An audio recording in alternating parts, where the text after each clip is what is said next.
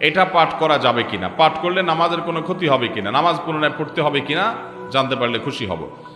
নামাজের মধ্যে ধারাবাহিকতা রক্ষা করা সুন্নাহ, অর্থাৎ উপরের দিক থেকে নিচের দিকে আসতে হবে। আপনি সূরা ফাতিহার পর সূরা তাকাসুর আগে পড়বেন, এরপরে সূরা কুরাইশ, সূরা ফিল, অন্য সূরা পড়বেন, অন্য সূরা পড়বেন, যেহেতু আগে তাকাসুর জন্য আগের রাকাতে আগেরটা পড়বেন, পরের রাকাতে পরের গুলোর থেকে কোনোটা পড়বেন। আপনি যদি উল্টা করে ইচ্ছাকৃত পড়েন তাহলে নামাজ হয়ে যাবে, কিন্তু নামাজটা ত্রুটিপূর্ণ হবে, মাকরুহ হবে। আর যদি আপনার এটা ভুলে হয়, যে হঠাৎ একদিন হয়ে গেছে আপনি টের পান নাই, আগের রাকাতে যে আপনি শেষের সূরা পড়ছেন, পরের রাকাতে দেখা গেল আগের সূরা পড়ে ফেলেছেন, উল্টার দিকে গেছেন, তাহলে এর কারণে গুনাহ হবে না, মাকরুহ হবে না, যেহেতু এটা ইচ্ছার বাইরে হয়েছে। কিন্তু সাধারণ অবস্থাতে আমাদেরকে সূরার ধারাবাহিকতা রক্ষা করে পড়াটাই সুন্নাহ, এবং এটা নবী সাল্লাল্লাহু আলাইহি ওয়াসাল্লামের আদর্শ। নামাজের অধিকাংশ জায়গায় অথবা যেখানে যেখানে বিসমিল্লাহ বলতে হয় তার মধ্যে রুকু সিজদা তাশাহুদের পূর্বে বিসমিল্লাহ বলে শুরু করতে হবে কিনা? উত্তর হলো না।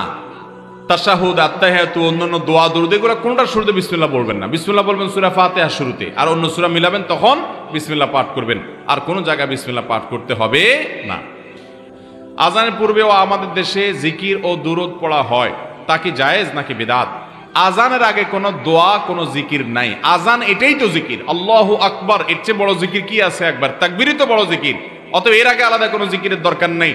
আর দুরূদ আজানের পরে দুরূদ পড়তে হয়, হাদিসে আসছে আজানের দোয়া পড়বেন তখন দুরূদ পড়বেন, আজানের আগে কোনো দুরূদ নাই। আমাদের দেশে বিশেষ করে চট্টগ্রাম এলাকাতে আছে, এই সমস্ত এলাকাতেও আছে, মাজার যে সমস্ত এলাকা আছে এই সমস্ত এলাকা অনেক জায়গায় এরকম আছে যে আজানের আগে বলে আসসালাতু আসসালামু আলাইকা ইয়া রাসূলুল্লাহ, সালাতুন ইয়া রাসূলুল্লাহ আলাইকুম ইত্যাদি ইত্যাদি বলে এরপরে আজান।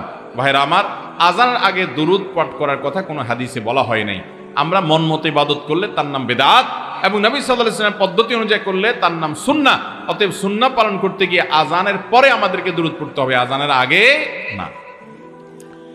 এরপরে প্রশ্ন হলো, কোন সময়কাল হইতে আজান দেওয়ার প্রচলন শুরু হয়েছে এবং নবী সাল্লাল্লাহু আলাইহি ওয়াসাল্লাম কি আজান দিয়েছিলেন? না দিয়ে থাকলে কেন দেন নাই? নবী করিম সাল্লাল্লাহু আলাইহি ওয়াসাল্লাম মদিনা হিজরতের পরে জামাতে সাহাবীদেরকে নামাজের জন্য আসার আহ্বান করা হবে, কিভাবে আহ্বান করলে সবাই জানবে যে জামাতের সময় হয়েছে, এটা নিয়ে পরামর্শ হলো। কেউ বলল যে বেল বাজানো হোক, নবী সাল্লাল্লাহু আলাইহি ওয়াসাল্লাম পছন্দ করলেন না, যে এটা অন্য ধর্মাবলম্বীরা করে, তাদের সাথে মিলে। কেউ অন্যটা পরামর্শও দিলেন, কিন্তু নবী সাল্লাল্লাহু আলাইহি ওয়াসাল্লাম সেটাও পছন্দ করলেন না। এরপরে সিদ্ধান্তহীনতার সাথে সবাই চলে গেলেন যে নামাজের ওয়াক্ত হয়েছে, জামাত দাঁড়াবে, এটা বোঝাবার জন্য কিভাবে মানুষকে আহ্বান করা যায়, ডাকা যায়, এটা নিয়ে কোনো ডিসিশনে আসা গেল না, সাহাবীরা চলে গেলেন। তখন একজন সাহাবী তিনি স্বপ্নে দেখলেন এই আজানটা, আল্লাহু আকবার থেকে নিয়ে লা ইলাহা ইল্লাল্লাহ পর্যন্ত। তিনি এসে নবী সাল্লাল্লাহু আলাইহি ওয়াসাল্লামকে বলেন, হে আল্লাহর রাসূল, আমি স্বপ্নে দেখেছি যে এই বাক্যগুলো পাঠ করছি মানুষকে আজানের জন্য ডাকার প্রয়োজনে।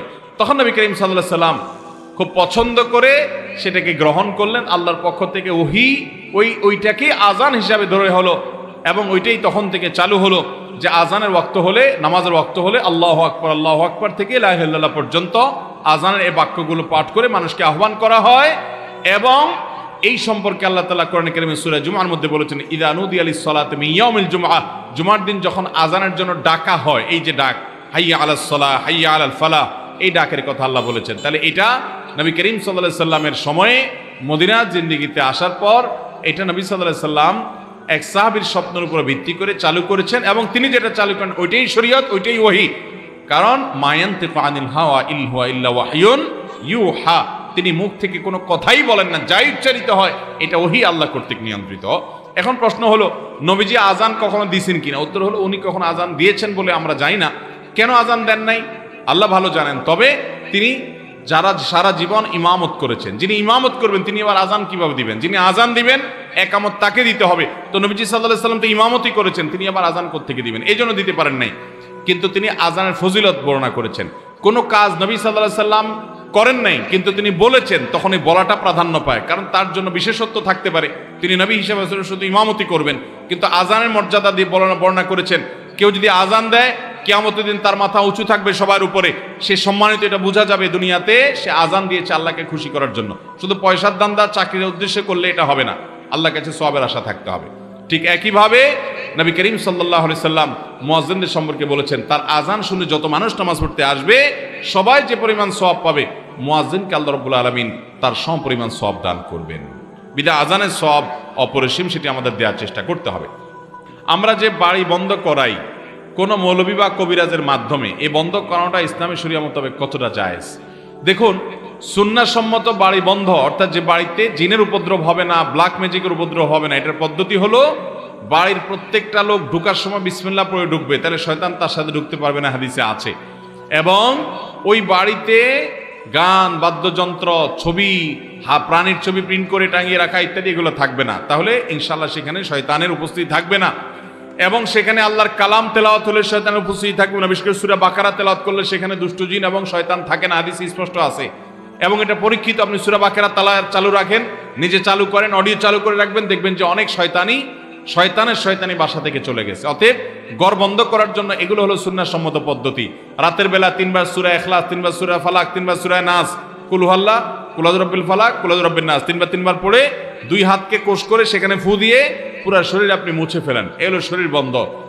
ঘর বন্ধ, শরীর বন্ধের জন্য সুন্নাহসম্মত পদ্ধতি মেনে চলবেন। এর বাইরে যদি কোনো আলেম কোরআনে কারীমের আয়াত পড়ে, দোয়া পড়ে, জিকির আজকার পড়ে ঘর বন্ধ করে, ঠিক আছে, এটা গ্রহণযোগ্য হতে পারে। কিন্তু দেখা যায় বিভিন্ন রকমের শিরকি কাজ কাম করে এবং শয়তানের কাছে আশ্রয় নেওয়া হয়। অনেক বাড়ির সামনে, অনেক ঘরের সামনে দেখা যায়, এখন এগুলো অবশ্য কমে গেছে, এক সময় দেখা যেত গরুর 2টা শিং রাখা আছে না নেই? এগুলো শিরক, এর কারণে ঈমান চলে যেতে পারে, খুব ভয়াবহ একটা বিষয়। এই শিং আপনাকে কিভাবে সেভ করবে? বরং এই শিংয়ের কারণে শয়তান আরো বেশি আসার সম্ভাবনা আছে। অতএব বিশেষ করে শয়তান পূজারীরা এই জাতীয় জিনিসপত্র রাখে অনেক বেশি। যারা লুসিফার পূজা করে, শয়তান পূজা করে, এই শয়তান পূজারীরা গরুর শিং, গরুর আপনার মাথার খুলি, এই জাতীয় এগুলাকে নিয়ে তারা পুজো করে এবং শয়তানের পাওয়ার তখন তারা পায়। তো এগুলো ঈমান যাওয়ার মতো বিষয়, এগুলো করা যাবে না। ঈমানদার দোয়া দুরূদ পড়বে, জিকির আজকার করবে, আল্লাহর কালাম তেলাওয়াত করবে, আজান দিবে, এর মাধ্যমে ঘর বন্ধ, শরীর বন্ধ সব হবে ইনশাআল্লাহ। এর বাইরে আপনার ওই মুরগি জবাই করে তার রক্ত দিলেন, ছাগল জবাই করে এর রক্ত দিলেন, এটা প্যারাক পুতলেন, ওখানে আপনার গরুর খুলি দিলেন, ওখানে গরুর শিং ঝুলায় রাখলেন এবং অনেক কিছু এরকম কাজ করলেন, সেগুলো শিরকি কর্মকাণ্ড, এগুলো করা যাবে না। এরপরে প্রশ্ন হলো, আমি লেখাপড়া করে নিজে প্রতিষ্ঠিত হতে চাই, আমার স্বামীও আমায় কথা দিছে আমি স্বনির্ভর হতে সে সব রকমের সাহায্য করবে, কিন্তু সে পরিবারের জন্য আমার সব স্বপ্নকে নিজের হাতে শেষ করছে। আমার ভুল না থাকলেও মা বাবার কথা শুনে আমার সাথে ঝামেলা করে।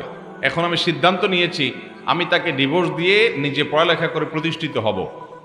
আপনি কি বলেন? একজন নারী, তিনি অবশ্যই ব্যবসা বাণিজ্য করতে পারেন পর্দার মধ্যে থেকে, তিনি হালাল উপার্জন করতে পারেন পর্দার মধ্যে থেকে, শরীয়তের সীমানার মধ্যে থেকে, কোনো অসুবিধা নাই। আম্মাজান খাদিজা রাদিয়াল্লাহু তাআলা আনহা ব্যবসা করেছেন, পুঁজি বিনিয়োগ করেছেন বাসায় থেকে, এবং সেটা যদি জায়েজ হয় তো আমাদের মা বোনরাও ব্যবসা বাণিজ্য করতে পারেন, কাজ করতে পারেন। কিন্তু মনে রাখবেন, ইসলাম চায় মেয়েরা বাসাবাড়ির ভেতরের দিকটাকে সামলাক, কাজটা তাদের মূল বিষয় না।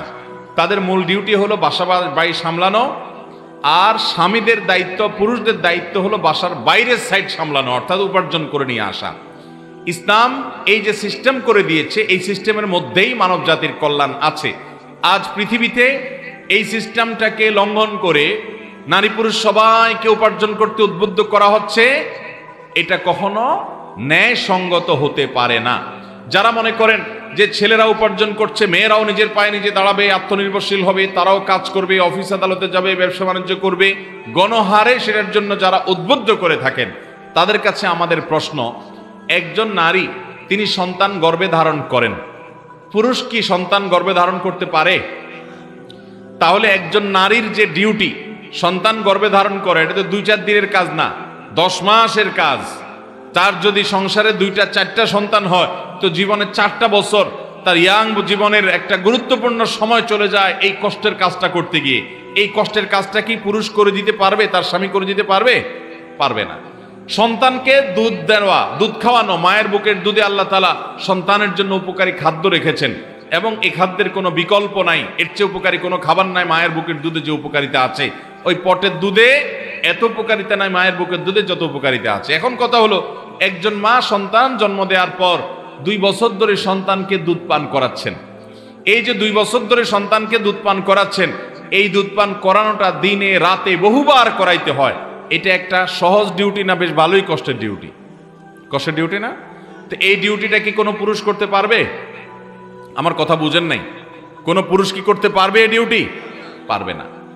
তাহলে সন্তান জন্ম দেওয়া, সন্তান গর্ভে ধারণ করা, সন্তানের দুধ পান করানো, এই সব কাজগুলো সৃষ্টিগতভাবে আল্লাহ রাব্বুল আলামিন মেয়েদেরকে দিয়ে রাখছেন। তার শরীরের অবকাঠামো এমনভাবে আল্লাহ তৈরি করেছেন যে এই কাজগুলো তার করতেই হয়। এগুলো পুরুষ চাইলেও করতে পারে না, বা পুরুষ চাইলেও তাকে ভাগ দেওয়া যায় না।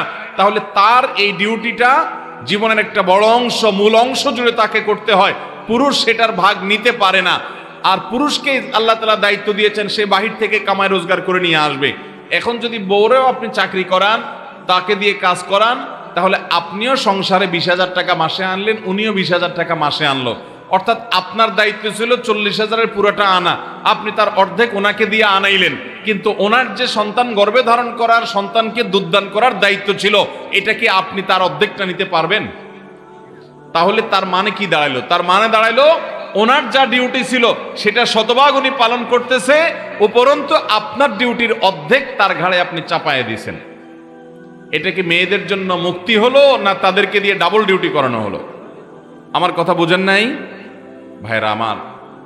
ইসলাম ছাড়া শান্তির কোনো পথ পৃথিবীতে নাই। মানুষ অনেক কিছুই অ্যাপ্লাই করবে, প্রয়োগ করবে, ট্রাই করবে, ট্রায়াল করবে, দেখবে, কিন্তু দিন শেষে তাকে স্বীকার করতেই হবে আল্লাহ রাব্বুল আলামিনের বিধানের বাইরে অন্য কোনো বিধান মানব জাতির জন্য কখনো, কোনো অবস্থাতে, কোনো সমাজে, কোনো কালে কল্যাণকর বিবেচিত হবে না, প্রমাণিত হবে না।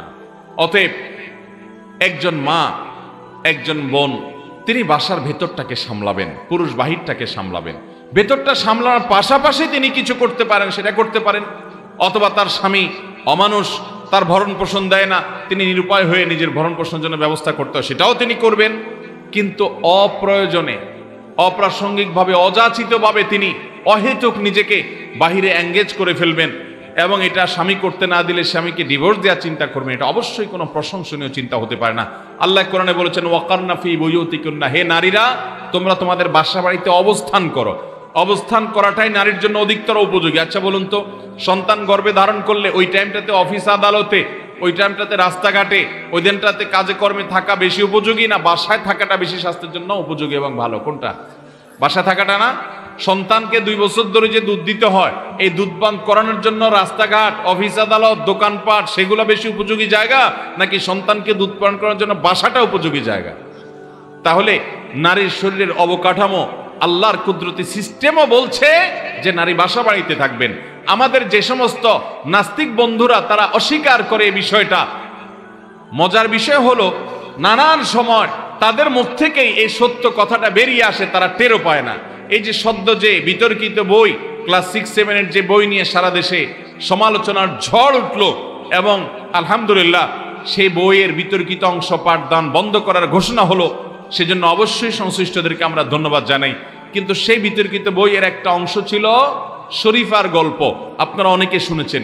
এই শরীফার গল্পের মধ্যে দেখা গেল যে ট্রান্সজেন্ডার, এটাকে সমাজে, এটা নিয়ে আলোচনা উঠিয়ে ঘুরিয়ে ফিরিয়ে সমকামিতাটাকে সমাজে প্রতিষ্ঠিত করার অপচেষ্টা করা হলো। মুসলমানদের সমাজে অপ্রয়োজনে এখানে সমকামিতাটাকে প্রতিষ্ঠা করার যে নোংরা চেষ্টা করা হয়েছে গল্পের মাধ্যমে, সেটা আমরা সবাই জানি। এই গল্পের মধ্যে বলা হয়েছে শরীফ নামে একটা লোক, তিনি হঠাৎ করে মনে করতে লাগলেন, তার মনে হলো তিনি এখন মহিলা হয়ে গেছেন, এই জন্য তিনি শরীফা বলছেন। আসলে কিছুই হন নাই, তার মাথা থেকে পা পর্যন্ত একজন পুরুষের শরীরে যা যা আছে তার শরীরে তা তা আছে, অবকাঠামো ঠিক পুরুষেরই আছে, পরিবর্তন কিচ্ছু হয় নাই, কিন্তু তার মনে হয়েছে তিনি মহিলা, এই জন্য তার নাম শরীফ থেকে তিনি শরীফা করে ফেলছেন। আচ্ছা ভালো কথা, এই গল্পের মধ্যে লেখা আছে যে যখন তার মনে হলো তিনি নারী হয়ে গেছেন, তখন থেকে তিনি বাইরে কাজ করা অপছন্দ করতে লাগলেন, তার বাইরের কাজ আর ভালো লাগে না, তখন থেকে মায়ের কাজে সহযোগিতা করতে তার ভালো লাগে। দেখেন, এটাই হলো মূল পয়েন্ট, যে এই গল্প যারা লিখেছেন ইসলাম বিদ্বেষী নাস্তিক ভাবাপন্ন মানুষগুলো, এই মানুষগুলো বলছে যে শরীফ যখন শরীফা হয়ে গেছে তখন সে বাসা বাড়িতে থাকতে পছন্দ করে, মায়ের কাজ করতে, রান্না বাড়ার কাজ করতে, ঘরোয়া কাজ করতে পছন্দ করে, বাইরে কাজ করতে তার ভালো লাগে না। তাইলে বোঝা গেল যে এই নাস্তিক বা ইসলাম বিদ্বেষী মানুষগুলো স্বীকার করে মানুষ যখন নারী হিসাবে সৃষ্টি হয় তখন তার কর্মস্থলটা বাহির না হয়ে ভেতর হওয়াটাই হলো প্রকৃতি, ভেতর হওয়াটাই হলো তার, এটা ন্যাচারাল, এটা হলো প্রকৃতির দাবি। এই যে ছেলেটা হঠাৎ মেয়ে হলো, তার মানসিকতাটাই চেঞ্জ হয়ে গেছে, তার মানে প্রকৃতিটাই এরকম, সৃষ্টি এরকম, নেচারটাই এরকম, আল্লাহ এভাবেই তৈরি করেছেন। অতএব যারা মেয়েদেরকে তাদের কর্মস্থলকে বাহির প্রতিষ্ঠিত করতে চায় তারা নেচারের বিরুদ্ধে যাচ্ছে, তারা প্রকৃতি বিরুদ্ধ কাজ করছে। তাদের মুখ থেকেই প্রমাণ হলো যে আল্লাহ যা বলেছেন সেটাই মহাসত্য। নারীদের জন্য বাহিরের চাইতে বাসার ভেতরটা অধিকতর উপযোগী, আর ওইটাই ন্যাচারাল। শরীফার গল্প যদিও বোগাস এবং বানোয়াট, ভিত্তিহীন মিথ্যা গল্প, কিন্তু মিথ্যা গল্প বলতে গিয়েও তারা সেই সত্যকে তাদের অজান্তে তারা স্বীকার করে ফেলেছেন। ঠিক না বেঠিক বলেন ভাইরা আমার? ঠিক একইভাবে বাংলাদেশে একজন প্রথিতযশা কবি আছেন, কবি নির্মলেন্দু গুণ। নির্মলেন্দু গুণের একটা কবিতা আছে, এই কবিতাটা আপনারা অনেকে পড়েছেন, আমি বহুবার পড়েছি। এই কবিতায় তিনি লিখেছেন ভালোবাসার কবিতা। ভালোবাসা বলতে তো আজকাল মানুষ বুঝে বিবাহের আগের যেটা 2 নম্বরটা হয়, ওই 2 নম্বরটাই আর কি। তিনি ওই 2 নম্বরটা অবশ্য নিয়ে কবিতার মধ্যে বোঝান নাই, উনি 1 নম্বরটার কথাই বলছেন। উনি সেই কবিতায় বলেছেন আমাকে আমাকে কেউ ভালোবাসতে হবে এমন কোনো কথা নাই, কিন্তু আমি বাহির থেকে আসলে ভেতর থেকে কেউ একজন দরজা খুলে দেখে, এটা আমি চাই। দেখেন, তাহলে তিনি নিজেও স্বীকার করতেছেন যে ভেতরে একজন মহিলা থাকুক, এটাই হলো ন্যাচারাল, এটা তার প্রকৃতির দাবি, এটা তার মনের দাবি। নিজের অজান্তেই কিন্তু আল্লাহ যা বলেছেন, ইসলাম যা বলেছে সেটাকে স্বীকার করে নিচ্ছেন। ঠিক না বেঠিক? কত প্রমাণ লাগবে আপনার কাছে? এই নাস্তিক বন্ধুরা জানে না যে তাদের অজান্তে থলের বিড়াল বের হয়ে যায়, আল্লাহ তাআলার অস্তিত্বের স্বীকৃতি দেয়। এরাও যখন ফান্দে পড়ে যায়, ভূমিকম্প শুরু হয়ে যায়, মুখ দিয়া নিজের অজান্তে আল্লাহ বের হয়ে যায়। আল্লাহ রাব্বুল আলামিন আমাদেরকে এই বিভ্রান্তির বেড়াজাল থেকে বাঁচার তৌফিক দান করুন। আমার যে বোন এই প্রশ্ন করেছেন সেই বোনকে বলবো, আল্লাহ রাব্বুল আলামিনের কাছে যদি আপনি সারেন্ডার করে থাকেন, তার কাছে যদি নিজেকে সমর্পণ করে থাকেন, তো আপনি বাহিরে কাজ করার জন্য তো পাগল পড়া কেন যে আপনি স্বামীকে ডিভোর্স দিয়ে দিবেন, বাহিরে আপনি কাজ করতে পারবেন না সেজন্য? তবে হ্যাঁ, অবশ্যই আমি আপনার সাথে একমত। আপনার স্বামী যদি আপনার শ্বশুর শাশুড়ির কথা শুনে আপনার প্রতি অবিচার করে, সেটার জন্য আপনি বিহিত করেন, তালাশ করেন, আপনি চেষ্টা করেন সেটাকে থামাবার। কিন্তু তাই বলে আল্লাহর বিধানের বাইরে, আল্লাহর পদ্ধতি এবং সুন্নাতুল্লাহের বাইরে গিয়ে আপনি কখনো সুখী হতে পারেন না। আল্লাহ রাব্বুল আলামিন আমাদের মা বোনদেরকে দুনিয়ার এই চক্রান্ত থেকে বেঁচে থাকার তৌফিক দান করুন। যারা নারীদেরকে অধিকার দেওয়ার নাম করে তাদের দিয়ে ডাবল ডিউটি করিয়ে নেয়, তাদের চক্রান্ত সম্পর্কে মুসলমান নারীদেরকে আল্লাহ তাআলা সজাগ থাকার তৌফিক দান করুন। নারীর অধিকার নিয়ে তোমরা যারা মুসলমানদের সবক দিতে আসো, তোমরা কি জানো নারী হিসাবে জন্মগ্রহণ করাটা পৃথিবীতে যখন অপরাধ ছিল, ওয়াইদাল মাউউদাতু সুইলাত আয়াত নাজিল হয়েছে, সেই সময়ে এই ইসলাম এসে নারীকে শুধুমাত্র জীবন্ত কবরস্থ হওয়া থেকে উদ্ধার করে নাই, নারীকে এমন এক উন্নত জায়গা নিয়ে বসিয়েছে, এমন একটা উঁচু আসনে আসীন করেছে যে নারী হিসাবে জন্মগ্রহণ করা এটা আনন্দের, এটা গর্বের। নবী সাল্লাল্লাহু আলাইহি সাল্লাম দুজন কন্যার বাবা হলে, মা হলে তার জন্য জান্নাতের দায়িত্ব নিয়েছেন। কোরআনে আল্লাহ তাআলা সূরা নিসা নাজিল করেছেন। নবী সাল্লাল্লাহু আলাইহি সাল্লাম বলেছেন আমি নারীদের বেশি ভালোবাসি পুরুষদের তুলনাতে। নবী সাল্লাল্লাহু আলাইহি সাল্লামের হাদিসের আলোকে নারীকে মুক্তির ঘোষণা তিনি দিয়েছেন। যখন নারী মুক্ত ছিল না, যখন তোমাদের নারীবাদীদের বাপদাদার 14 গোষ্ঠীর জন্ম হয় নাই, তখনই আল্লাহ রাব্বুল আলামিন ইসলাম, নবী সাল্লাল্লাহু আলাইহি সাল্লাম আমাদের দেশের গোটা পৃথিবীর সকল নারীদের মুক্তির পরওয়ানা এবং পয়গাম নিয়ে এসেছেন। অতএব ইসলামের বাইরে কোনো শান্তির পথ থাকতে পারে। আল্লাহ তাআলা ইসলামের কাছে আমাদের সবাইকে সারেন্ডার করার তৌফিক দান করুন। আমরা ইসলামের কাছে সারেন্ডার করতে বাধ্য। 2 দিন আগে অথবা 2 দিন আপনি সিজদা করেন না, অহংকার করেন, সিজদা করার সময় পান না, আপনি বাধ্য হয়ে সিজদা করবেন। মৃত্যুর পর যখন কবরে রাখা হবে, আপনার কপাল মাটির সাথে ঘষবে, মিশবে, কিন্তু সেই সিজদা আল্লাহর কাছে গ্রহণযোগ্য হবে। অতএব আগে ভাগে আসুন আল্লাহর নির্দেশের কাছে সারেন্ডার করি। আল্লাহ আমাদের সবাইকে ফিতনার এই সময়ে ঈমান ধরে রাখার, ফিতনার এই বেড়াজাল থেকে বেঁচে থাকার তৌফিক দান করুন।